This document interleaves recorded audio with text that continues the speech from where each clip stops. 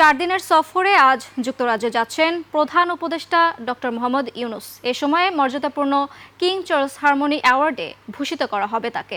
এছাড়াও এ সফরে দুই দেশের সম্পর্ককে নতুন করে পুনরুজ্জীবিত এবং অর্থনীতি, বাণিজ্য ও বিনিয়োগের ক্ষেত্রে আরও ঘনিষ্ঠ সহযোগিতা গড়ে উঠবে। মেহেদী হাসানের report. Colour expert, George sap এবং মাইল্ড অন হ্যান্ডস টেকনোলজি সমৃদ্ধ অরিক্স ক্রিস্টাল ওয়াশ আপনার লন্ড্রি এক্সপার্ট। বাংলাদেশের দ্বিতীয় বৃহত্তম বাণিজ্য অংশীদার যুক্তরাজ্য। দেশটির সাথে বছরে বাণিজ্যের পরিমাণ $5.27 বিলিয়ন। এছাড়াও প্রায় 6.5 লাখ বাংলাদেশি বাস করে দেশটিতে।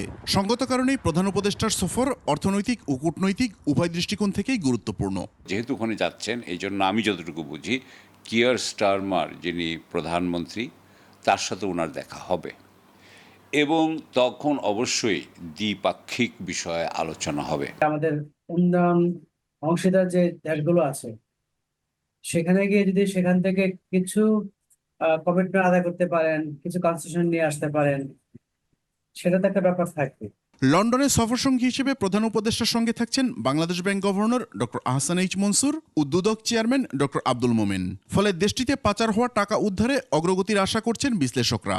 সালমান এফ রহমান এবং তার ভাইয়ের ছেলের দুটো প্রপার্টি ধরা হচ্ছে।